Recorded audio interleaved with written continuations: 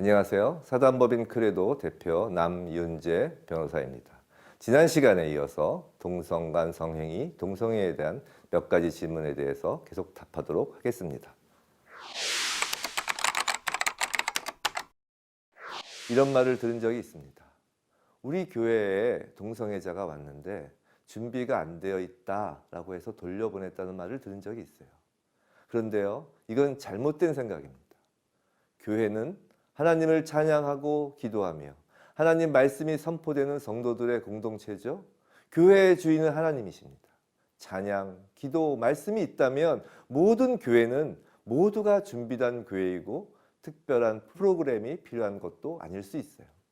신앙생활은 말씀으로 찔리고 그래서 좀 더 하나님의 자녀답게 살려고 하다가 또 넘어지고 그럼 또 하나님이 일으키시고 또 죄짓고 회개하며 또 다시 일어나고 이런 과정을 수도 없이 반복하면서 마지막 결승점까지 하나님과 함께 가는 경주예요.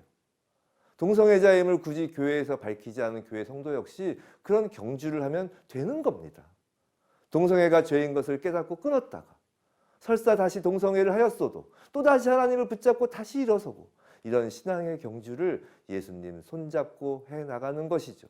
자, 이제 다른 경우를 볼까요? 그런데 교회 공동체에 공개적으로 자신이 동성애자임을 밝혔을 경우입니다. 소위 커밍아웃의 경우이죠. 그런데요, 커밍아웃에는 두 가지 종류가 있음을 아셔야 합니다. 자, 먼저 방금 말한 동성애자임을 밝히지 않다가 어느 순간 혼자서는 도저히 벗어날 수가 없어서 도와달라는 의미에서 커밍하는 경우가 있습니다. 그럼 어떻게 해야 되나요? 교회는 커밍아웃한 성도를 안아주고 위로와 용기를 주며 진심으로 중보기도 하며 그 죄의 상태에서 벗어날 수 있도록 지혜를 모아야 합니다.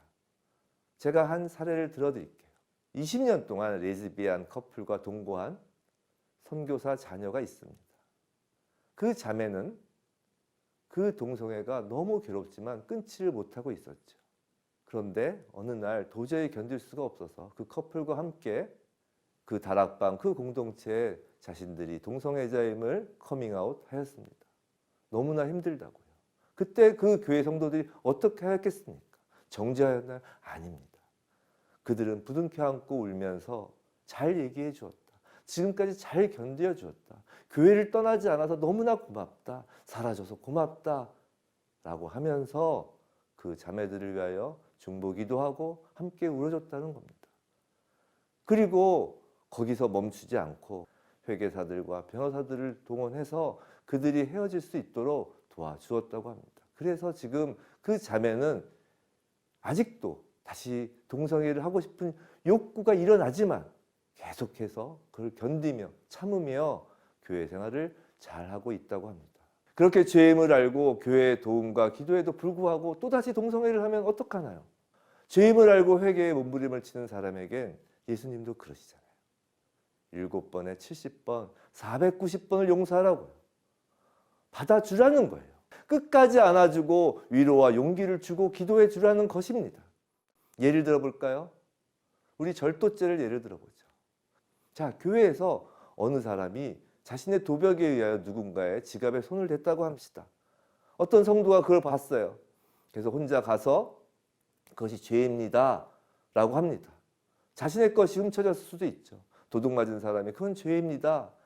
그 도벽에 있는 그 성도가 정말 죄송합니다 하고 다시 돌려줬어요. 근데 며칠 후에 보니까 또 해요. 정말 죄송합니다. 이 사람은 병이 있는 거예요. 자신이 죄인 건 알아요. 하지만 계속 그 죄에서 벗어나려고 발버둥을 칩니다. 그러면 얼마나 용서해 주라고요? 끝까지 용서해 주라는 겁니다. 자, 또 다른 커밍아웃이 있습니다. 나 동성애자다. 어쩔래?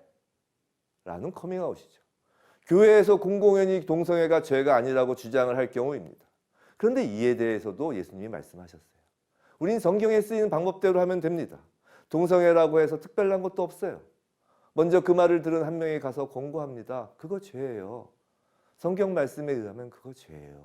근데 그가 죄가 아니라고 박박 우깁니다.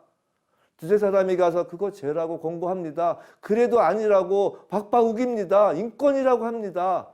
말을 듣지 않으면 교회, 즉 공동체 이름으로 권고합니다. 그것도 안 들으면 출교하라는 거죠. 또 예를 들어 볼까요? 아까 말씀드린 것처럼 절도죄를 가지고 한번 예를 들어 보겠습니다. 교회에서 남의 물건에 손을 댔어요. 그걸 발견했습니다. 한 사람이 가서 그거 죄입니다 라고 합니다. 그런데 그 사람이 하는 말이 죄가 아니라는 거예요. 가난한 사람을 도와주라고 하지 않았냐라는 거죠.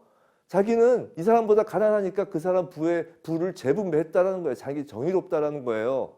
두세 사람이 갑니다. 그거 죄입니다. 아니라는 거죠. 공동체 앞에서 권합니다. 그건 죄입니다. 근데도 아니라고 하는 거예요. 계속 그분을 교회에 나오게 해야 되나요? 아닙니다. 교회에 나오지 못하게 해야 되겠죠. 교회 공동체를 보호해야 되기 때문입니다. 우린 궁극적으로 복음을 전하는 자들입니다. 복음은요, 인류를 향한 하나님의 사랑이에요. 우린 하나님의 사랑을 전하는 거예요. 우리가 복음을 전할 때 예수 그리스도 그 당시 로마 시대에도 그것을 불순한 선동이라고 하였습니다. 조선 시대에도 조상을 업신여기는 짐승과 같다고 하였죠. 언제나 복음을 전할 땐 그런 말을 듣는 겁니다. 우리가 동성애자들을 향해 복음, 하나님의 말씀, 하나님의 사랑을 전하는 것을 요즘에는 혐오주의자라고 합니다. 그런 거예요. 원래 그런 겁니다. 동성애 법제화가 세상의 트렌드라고도 하죠. 그런데 명심해야 합니다. 교회는 세상의 트렌드를 따르며 존재하는 것이 아닙니다. 교회는 오직 하나님의 말씀으로 존재하는 겁니다. 언제나 교회는 세상의 빛과 소금인 것이죠. 세상이 어둡고 모래밭이라고 해서 교회가 그 불빛을 끄고 소금 맛을 잃으면 그건 그리스도인이 아닙니다. 동성애가 법제화가 되든 안 되든 어떤 상황이든 우린 그들을 향한 하나님의 사랑 전하는 것을 멈출 수 없습니다. 우린 그 사랑을 포기할 수 없습니다. 왜냐하면 하나님도 우리를 한 번도 포기하신 적이 없기 때문입니다.